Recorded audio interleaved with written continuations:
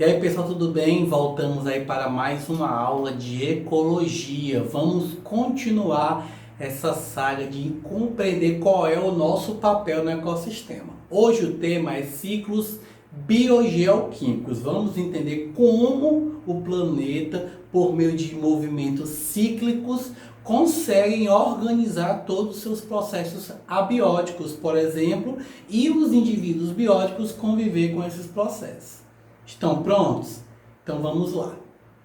Então vamos entender que todo o processo biogeoquímico sempre vai começar com o Sol. Sempre vai começar com a visão nutricional.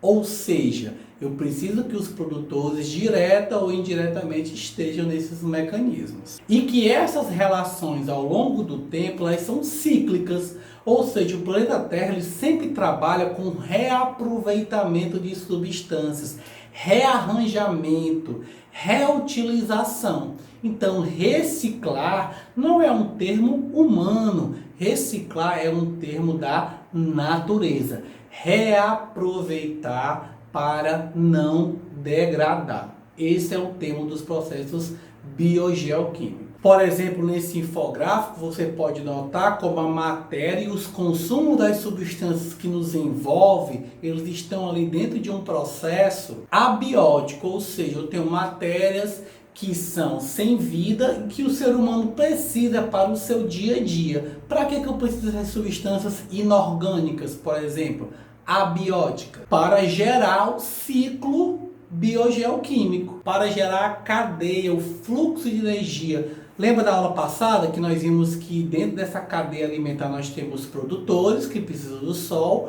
os consumidores que precisam dos produtores e os decompositores que necessitam dos consumidores e dos produtores. Então esse ciclo biótico, ele necessita de um ciclo abiótico. E o ciclo abiótico vai estar ligado com o ciclo biótico, formando um círculo, um circuito a ser reciclável em todos os seus processos. Vamos falar primeiramente do ciclo da água.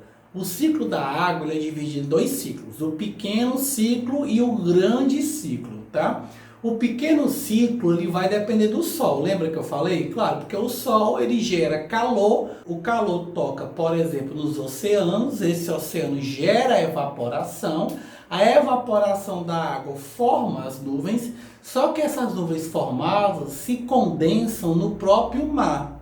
Então eu tenho aí o pequeno ciclo, onde ocorre evaporação, formação de nuvens, condensação, formação de água dentro do próprio oceano. Mas eu também tenho os grandes ciclos, os ciclos da chuva, que são importantes também para a gente. Por quê? Porque o Sol toca no oceano e eu estou usando o oceano como principal fonte, porque ele é a maior, né? Se você for ver a relação aí do planeta de água, nós somos um planeta água. O Sol toca no oceano, ocorre a evaporação, forma as nuvens. Essas nuvens são empurradas pelos ventos para o continente e essa chuva ocorre no continente. Essa chuva pode vir por meio de neve e aí acumular nos picos, né, das montanhas. Ela pode vir por chuva e regar o solo. Esse solo regado de água vai ser, por exemplo, utilizado pelas plantas para o processo de fotossíntese. Essas plantas, ao capturarem água e utilizá-la no processo de fotossíntese, o excesso dessa água é recolocado na atmosfera por meio de um processo chamado evapotranspiração. Um exemplo grande aí é a floresta amazônica, que libera tanta água, que essa água é conduzida por rios atmosféricos pelos ventos, tocam na Cordilheira dos Andes, são retornados para o continente e chove, por exemplo, na região sul. Na mesma latitude, em todo o canto do mundo, onde fica Rio, São Paulo, são desertos. E por que aqui não é deserto? Pela floresta amazônica. Peraí, tu tá me dizendo que se eu cortar toda a floresta amazônica, você do Rio e São Paulo, literalmente não vai ter mais chuva. Acabou. Viu? Vai virar aí uma grande área desertificada. Porque eu preciso proteger a Amazônia para você ter chuva nessa região aí. Preste atenção, também essa chuva vai cair nas regiões centro-oeste, tá? Então, se eu sou um produtor rural da região centro-oeste e eu não cuido da Amazônia, eu vou ter falta d'água dessa região. A chuva da região nordeste já vem de outra origem, que aí é o zenite, né? A zona de convergência intertropical, que depois a gente comenta sobre isso aí. Vamos voltar para o ciclo da água. Aquela neve que ficou na montanha, em algum momento ela vai degelar e vai formar rios, vai formar lagos. A chuva que caiu no continente também vai formar rios, vai formar lagos. Esses lagos eles podem infiltrar e formar lençóis freáticos. Esses lençóis freáticos aflorarem em algum local e formar rios, ou eles podem vir diretamente e todo o rio leva ao mar. Ou seja, mesmo que não querendo, aquela chuva que se formou lá no oceano e veio para o continente, voltou para o oceano por meio dos rios. Vamos falar um pouquinho aí do ciclo do carbono, né? O ciclo do carbono foi importante para que a era do gelo acabasse. A liberação de carbono na atmosfera e a formação de um calor interno gerou o degelo de grandes calotas polares, liberou grandes continentes, gerou um clima com chuva e nós estamos aqui hoje. Mas Ítalo, não é esse tão famoso e tão mal falado carbono que gera o aquecimento global? Sim, também é. Mas vamos entender primariamente o ciclo do carbono sem interferência humana. Ele é simples, tá? Toda planta ela capta carbono para que por meio da associação com água eu gere a formação de açúcar e libere oxigênio para a atmosfera. Simples. Carbono e água, carboidrato e oxigênio. Esse oxigênio volta para o ambiente e, consequentemente, é utilizado pelos animais para respirar e transformar carboidrato em ATP. Então eu pego carboidrato e oxigênio, fabrico ATP e libero CO2. Vamos lá, então esse CO2, exatamente, ele é captado pela planta e o processo continua. Então basicamente a planta capta CO2 e libera oxigênio e o ser humano pega o oxigênio e libera o CO2. É um ciclo perfeito.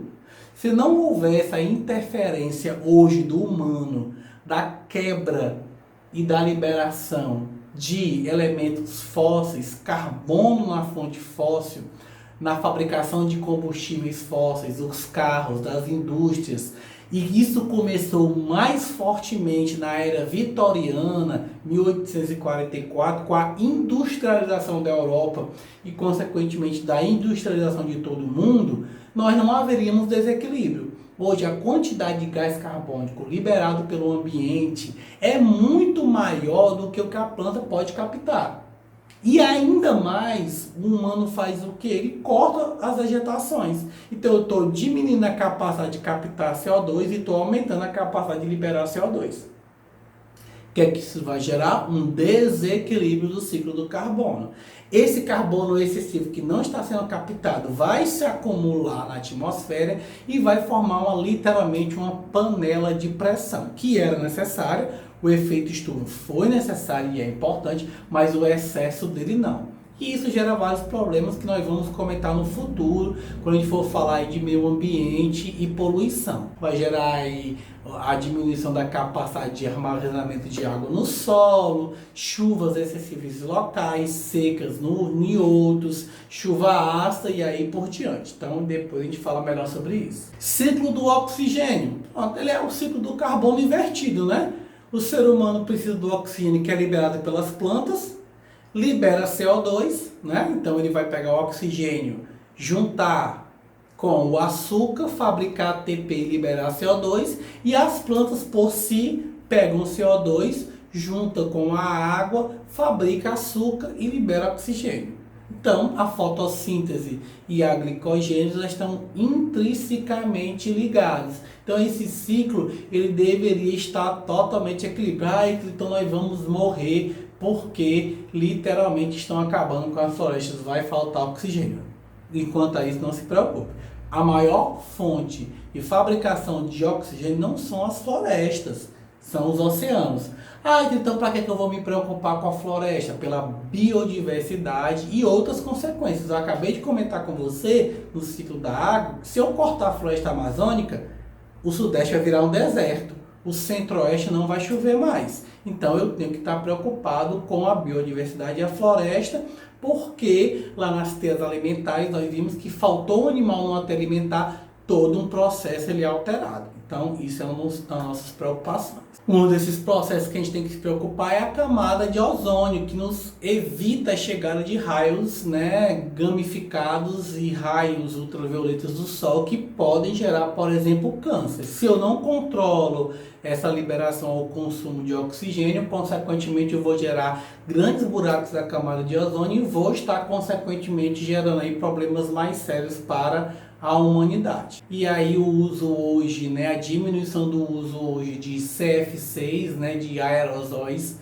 clorocarbonetos, eles acabam nos ajudando a evitar o buraco da camada de ozônio. Por último, vamos falar agora do ciclo do nitrogênio. É interessante, O nitrogênio, como você pode ver nesse gráfico aí, ele compõe cerca de 78% do ar atmosférico que a gente respira. Mas você inspira e expira a mesma quantidade de nitrogênio. O ser humano em si não tem a capacidade de roubar esse nitrogênio para si. Por isso nós precisamos de um ciclo e a associação com bactérias. Então essas bactérias, por exemplo, do gênero Rhizobium, elas fazem comumente associações com raízes ou caules, com tubérculos, para que eles possam fixar nitrogênio e fabricar para aquela planta proteína. A planta, por si só, ela não consegue captar proteína do meio ambiente. A partir do momento que eu me associo com essas bactérias, aquela planta que faz fotossíntese e fabrica carboidrato, associa a esse carboidrato nitrogênio e fabrica aí um aminoácido, que juntos fabricam as proteínas. Então, a associação simbiótica mutualista dessas bactérias com o feijão, com a batata, com a cebola e com outros tubérculos são importantíssimos tanto para a nossa alimentação como para o desenvolvimento dessa própria planta. Então eu tenho aí os processos que eu tenho que passar. Eu tenho o primeiro processo chamado nitrosação, O que é a nitrosação? Então eu tenho aí a amônia, que é um elemento nitrogenado, juntamente com oxigênio, passo por processos químicos e transformo isso em nitrito. E fabrico um subproduto que é hidrogênio mais energia para a bactéria. Então a bactéria faz aí um processo de quimiossíntese, que é a nitrosação. Então as bactérias que fazem esse processo são chamadas bactérias nitrossomonas. Então ela acaba liberando aí no meio ambiente o nitrito. Esse nitrito ele é capturado por outro tipo de bactéria, bactérias do gênero Nitrobacter. Então o que essas bactérias fazem? Elas pegam aquele nitrito liberado pelas nitrossomonas, transformam ele juntamente com oxigênio, ou seja, associam o nitrito com o oxigênio e transforma isso em nitrato, libera íons de hidrogênio e fabrica energia para si. Outro processo de quimiossíntese. Então eu tenho a fabricação de amônia e oxigênio em nitrito, depois nitrito e oxigênio em nitrato. Então eu tenho uma outra família de bactérias chamada pseudomonas que pegam aquele nitrato que sobrou das nitrobacter, sobrou no ambiente. Tanto as nitrossomonas como as nitrobacter não liberaram também hidrogênios. Então o que essas pseudomonas fazem? Elas pegam a glicose, juntam com esse nitrato, associam, geram energia para si mesmo e também fabricam CO2, água e nitrogênio. Então acaba sendo um ciclo. Então, como você pode ver nessa figura, esse nitrogênio começou a ser liberado muito tempo lá por meio dos vulcões, gerou uma atmosfera com N2 que não é absorvido, assimilado facilmente pelo ser humano, e aí eu comecei todo o processo, né? Eu tenho tanto a excreção como a micção dos seres humanos liberando substâncias nitrogenadas no ambiente, eu tenho aquelas bactérias que pegam por nódulo esse nitrogênio, eu tenho liberação de amônia no processo, aí eu tenho bactérias nitrossomonas fabricando nitrito, eu tenho bactérias nitrobacter pegando esse nitrito e transformando em nitrato, eu tenho bactérias nitrossomonas pegando esse nitrato, associando com glicose e liberando no ambiente nitrogênio novamente, formando um ciclo onde as plantas e os seres humanos se beneficiam. Bem, pessoal, essa foi a aula de hoje. Vamos continuar posteriormente, continuando o assunto de ecologia, só que com um outro tópico. E o ciclo biogeoquímico serviu para a gente entender como o nosso papel no meio ambiente é importante e reciclar é preciso. Obrigado pela atenção de vocês e tenham um bom dia.